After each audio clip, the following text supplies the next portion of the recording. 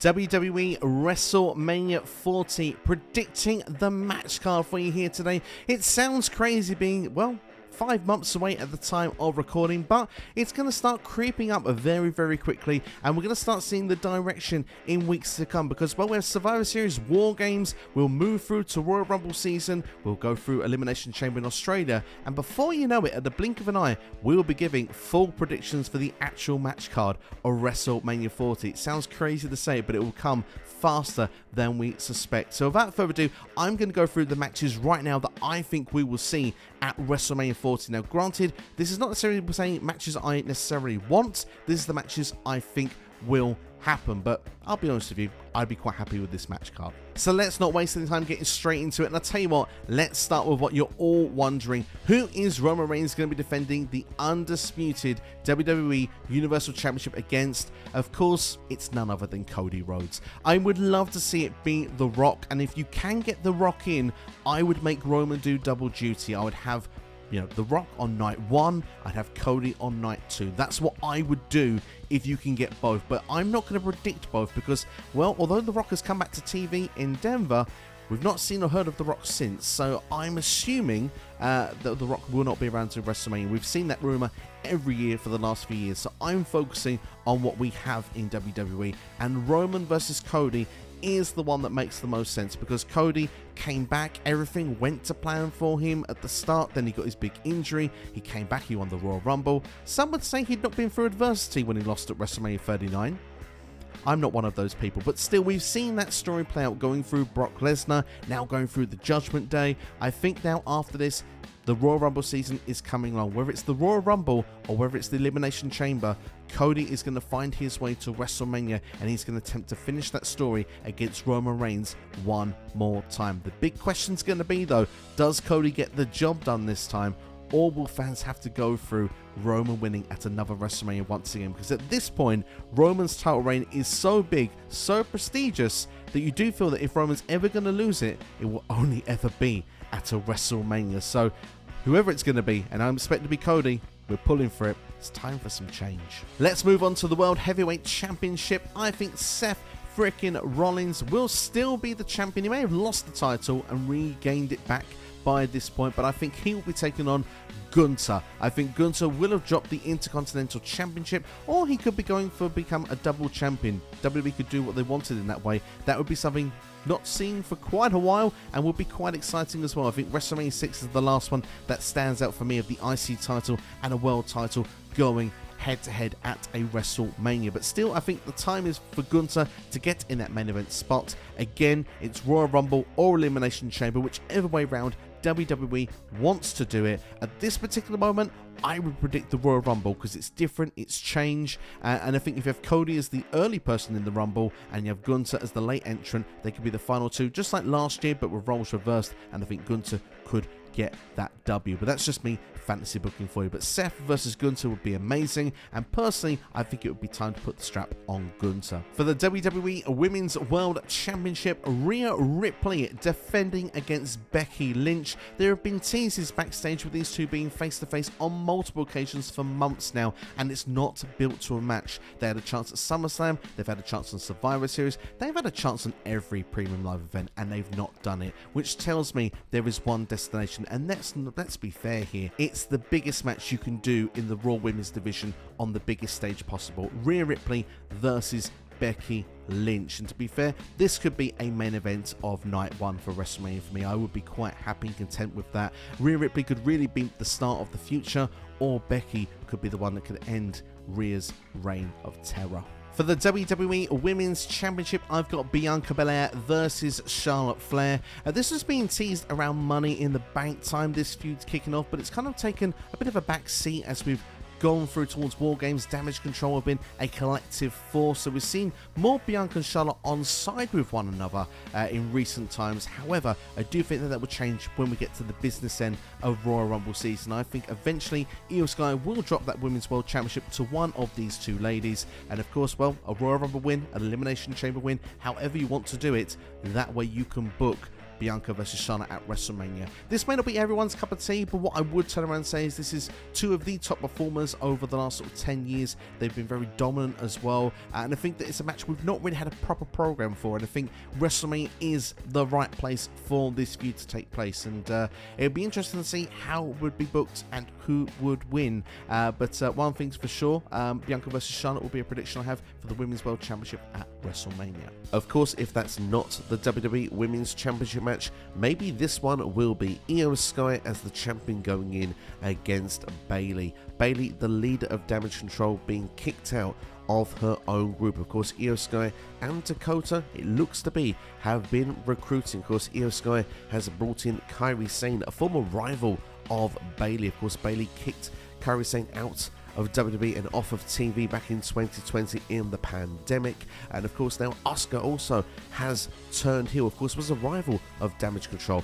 Now she's on side with Io and Kairi and Dakota as well. Bayley looks to be the leader, but also the outsider looking in, not quite sure of why decisions are being made, but still kind of looking to take credit where credit is due. And I think eventually Bayley is going to probably let the group down, maybe lose inside of War Games, maybe lose a match that leads to the Royal Rumble where Io Sky's got to defend the championship against a Bianca Belair or a Charlotte. There will be a final straw where this group will turn on Bayley, and that then leads to Bayley getting herself a match with Io Sky at WrestleMania. If this happens to be for the championship, then well, Bayley could be a favourite for the Royal Rumble match, but we'll have to wait and see how things will play out. But certainly for sure, Io Sky versus Bayley is what I see happening at WrestleMania 40. To move on to two other members of Damage Control, Asuka and Kairi Sane. Of course, they were the Kabuki Warriors before. I guess they'll be labelled as Damage Control still going into WrestleMania. I see them as the Women's Tag Team Champions, and I can see a four-way taking place at WrestleMania. I can see Liv Morgan and Raquel Rodriguez being two prime challengers for those championships.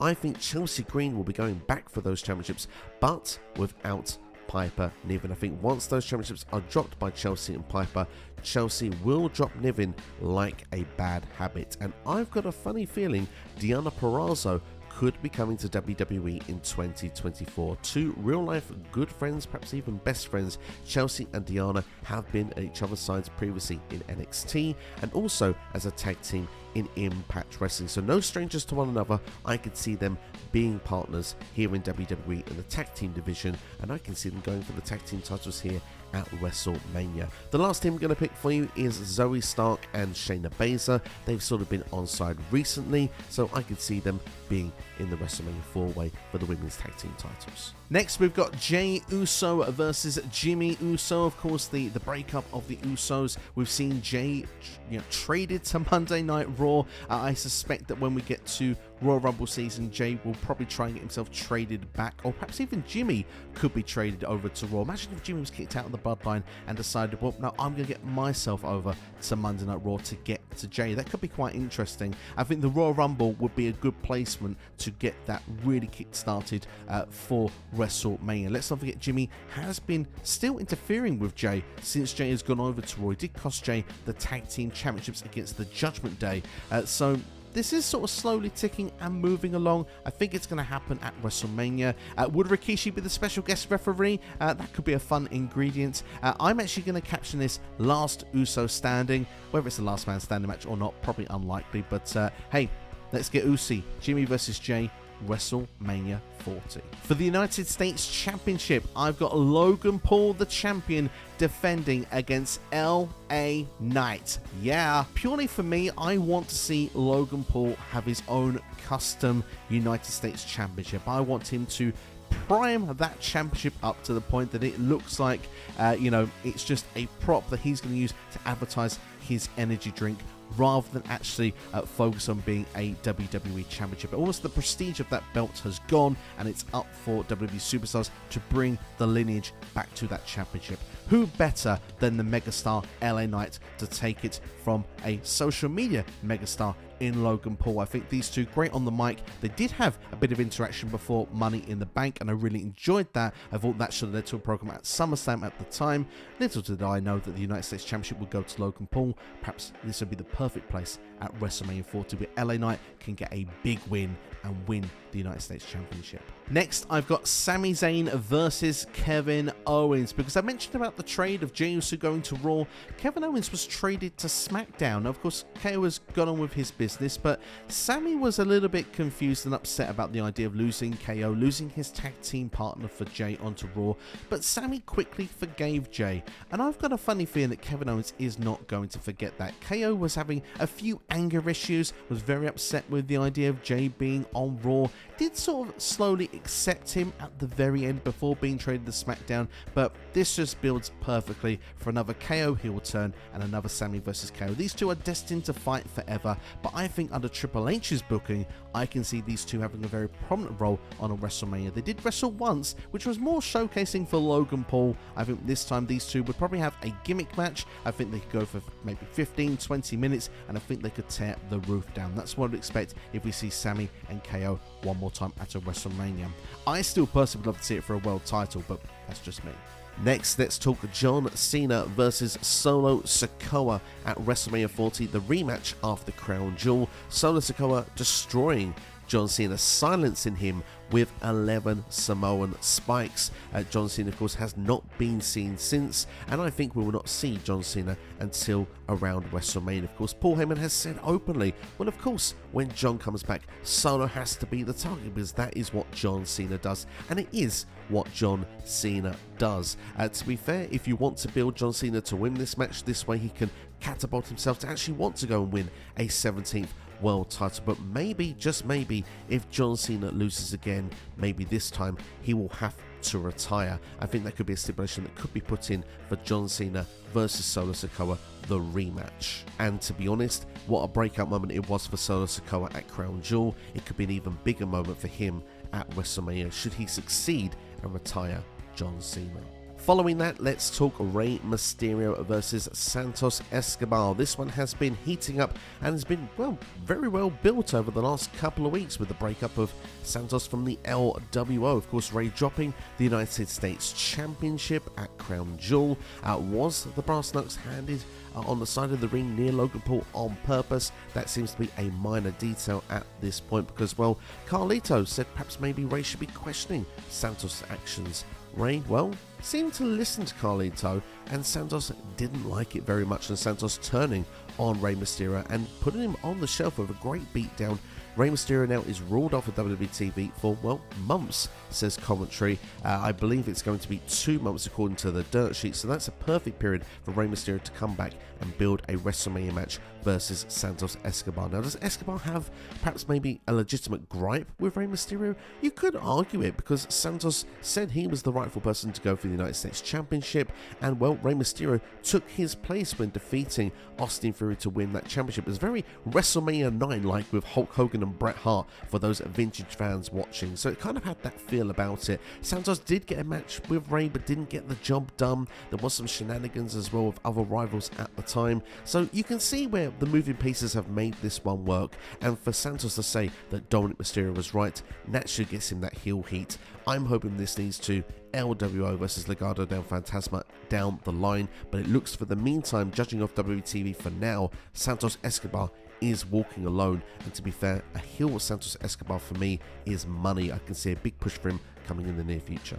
Next, let's talk about Randy Orton versus Drew McIntyre, 2 ex-tag team partners of Matt Riddle. That will not be a feature for WrestleMania, I can promise you that much, but potentially Drew McIntyre has turned heel. Maybe a counterpart for War Games could be the return of Randy Orton. He's been away from the ring for well over 18 months. Fresh start, fresh beginning under the Triple H booking regime. I think a match against Drew McIntyre would be a great one for WrestleMania. 2 high-profile names, and of course 2 men with a lot of chemistry together. They had a great rivalry in 2020 with Drew as the face and Randy as the heel, with roles reversed, building between now and WrestleMania. I think this one could be a fun time. So yeah, Randy versus Drew for WrestleMania 40. For the men's tag team championships, well, the Judgment Day don't hold them anymore. I've got 4 teams over Raw and SmackDown to go and compete for them. I've got the Street Profits, I have got Pretty Deadly from SmackDown, I've then got for Monday Night Raw DIY, and I've also got the Creed Brothers. 4 teams that I think could be a showcase stealing match. The only sad part is I couldn't fit in the Alpha Academy. If you can find a way to get a fifth team in there, please do it. Maybe it's tag team turmoil, something like that. However, I think a four-way makes a lot more sense. For me, I think it would be a great tag team encounter, and I would see the Street Profits could be walking into WrestleMania as tag team champions, but potentially I could see DIY leaving WrestleMania with those tag team championships. Well, I've not mentioned the Judgment Day to this point purely because I have them breaking up. That's right, I have Finn Balor versus Damian Priest versus Dominic Mysterio. JD McDonough, I think, will be in Finn Balor's corner at ringside, because I think those two will remain together as a unit. Judgment Day's had friction going on for the longest time. Will they, won't they? But I think the breakup will eventually happen around WrestleMania season. Potentially something going wrong with Damian Priest's cash-in, or perhaps maybe costing Damian Priest the championship. Maybe something along that line could start it off. And I just think the breakup is there. You can keep Dominic Mysterio with Rhea Ripley, like I said, JD McDonough with Finn Balor, but with the rest of the group, just kind of all goes its separate ways. And I think this would be a fun triple threat match, one I would expect Damian Priest would pick up the win. Next, I've gone with Brock Lesnar versus Bronson Reed. Two meaty men slapping meat, throwing each other about. Could you imagine Bronson Reed hitting a tsunami on Brock Lesnar at WrestleMania 40? That could be the breakout moment. It feels Triple H wants to push Bronson Reed, wants to get him to the next level and to be the new monster in WWE. Brock Lesnar could be a great person that could do that. To be fair as well, Brock Lesnar getting a win over Bronson Reed probably would be the more likely outcome, and just to see those suplexes would be an impressive spectacle to see at WrestleMania. So Brock versus Bronson is a match I could see going down. And let's not forget, Elimination Chamber takes place in Australia. I think Reed will be pushed quite heavily around that period. Next, let's go with Austin Theory versus Grayson Waller. Two cocky heels as a team. How long will they coexist for? Surely ego will eventually get in the way with these two. And I'm going to be honest with you, something is not clicking with Austin Theory right now. I don't quite know what it is. So if one of these two wants to go babyface of the two, if they were to rival, I could see WWE maybe trying an Austin Theory babyface run and seeing how it goes, because, well, Grayson Waller is perfect in that heel role. Very dislikable character the way he's presented for us. Again, I've mentioned this previously with Bronson Reed.